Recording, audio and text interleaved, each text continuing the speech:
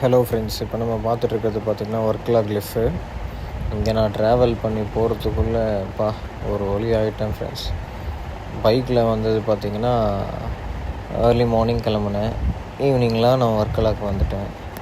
Evening வந்த உடனே அப்படியே நேராக பீச்சு தான், கிளிஃபுக்கு வந்துட்டேன். கிளிஃப் வியூவே தனி அழகு தான், பார்த்திங்களா இல்லையா? எவ்வளோ அழகாக இருக்குது பாருங்கள் கிளிஃபு.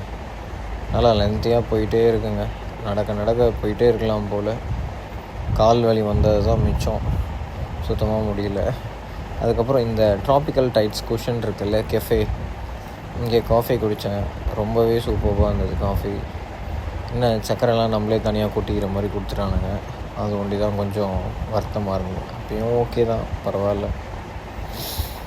அது மட்டும் இல்லாமல் இந்த கஃபேக்கு பார்த்திங்கன்னா அவங்களே ரூம்ஸ்லாம் ப்ரொவைட் பண்ணுறாங்க.